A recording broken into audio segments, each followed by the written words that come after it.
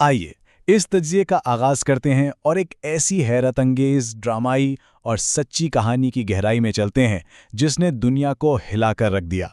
हम देखेंगे कि कैसे एक साबिका सर्कस वर्कर ने एक ऐसी लामज़हब तंजीम खड़ी कर दी जिसने रातों रात पूरी दुनिया की तवज्जो अपनी जानिब खींच ली।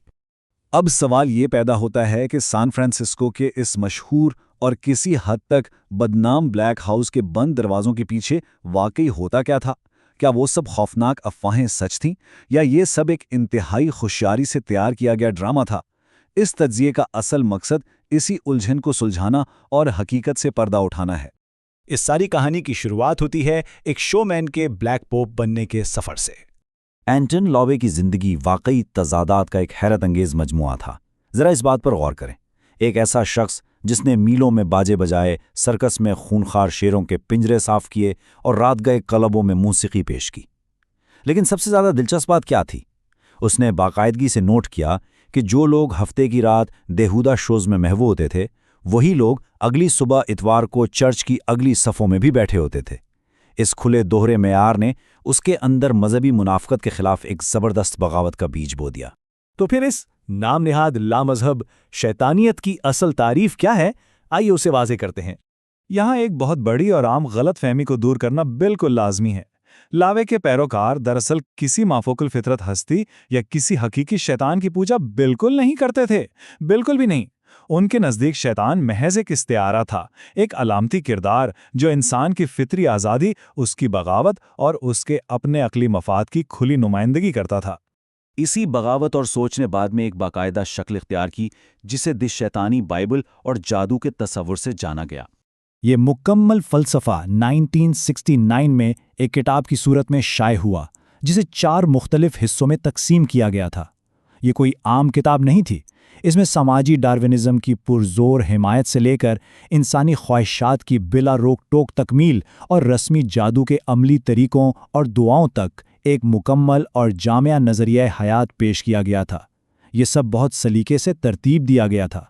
दिलचस्प बात यह है कि लावे की नज़र में जादू कोई तलिस्माती छड़ी घुमाने वाला अमल नहीं था। इसका तसव्वुर जादू बिल्कुल मुख्तलिफ था। छोटा जादू दरअसल नफ्सियाती जोड़ तोड़ और लोगों के जहनों से खेलने का नाम था, जबकि बड़ा जादू किसी गैबी ताकत को बुलाने के बजाय महज एक नफ्सियाती ड्रामा था ताकि इंसान अपने अंदर दबे हुए जज्बात का इजहार कर सके और जहनी सुकून पा सके। कमाल की बातें हैं ना? अब चलते हैं इसके अगले और सबसे ग्लैमरस हिस्से की तरफ, ब्लैक हाउस और हॉलीवुड का कनेक्शन। 1960 की दहाई के आखिर में इस तंजीम ने जिस तेज़ी से उरूज हासिल किया वो वाकई हैरानकुन है।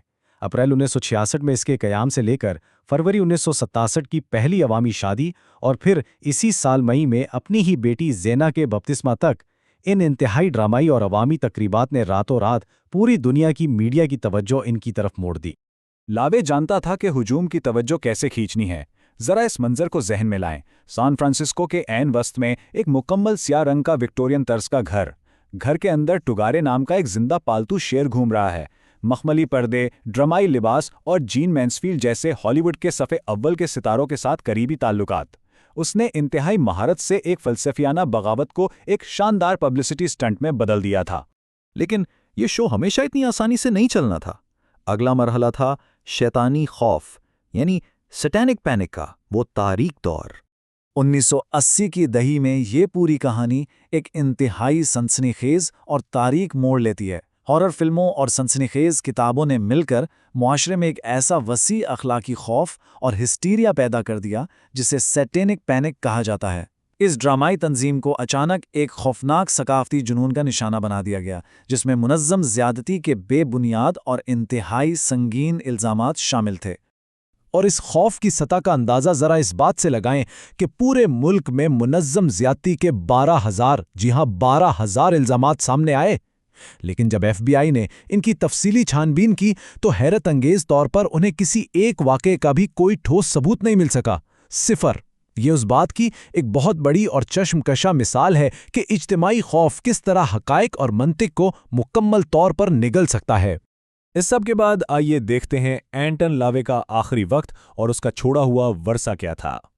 अपने आखिरी सालों में लावे ने खुद को दुनिया से बिल्कुल अलग थलग कर लिया था और बिलाखिर वो तारीखी ब्लैक हाउस भी उनके हाथ से निकल गया। इस सारी कहानी का सबसे बड़ा तजाद देखिए कि 1997 में उनकी वफात एक कैथोलिक अस्पताल में हुई। 2001 में इस मशहूर ब्लैक हाउस को गिरा दिया गया और मजे की बात यह है कि वहां बनने वाली नई इमारत के पत्ते से 666 का हिस्सा पुरस्कार तौर पर बार बार गायब किया जाता रहा। आज ये तंजीम न्यूयॉर्क मुंतकिल हो चुकी है और इसकी क़यादत पीटर एच गिलमोर कर रहे हैं। इस पूरे तज्जिए को समेटते हुए एंटन लावे की ये कहानी हमारे जहनों में एक बहुत गहरा सवाल छोड़ जाती है। अकीदे, बगावत और थिएटर के इस दिलफरेब मिलाप को देखते हुए हम सोचने पर मजबूर हो जाते हैं कि क्या ये सब महज दुनिया की तवज्जो हासिल करने के लिए शोबिस का एक शानदार खेल था, या वाकई इसके पीछे कोई गहरा फलसफियाना नजरिया छुपा था। ये एक ऐसा सवाल है जिसका जवाब शायद हर इंसान का अपना नजरिया और सोच ही तय कर सकती है।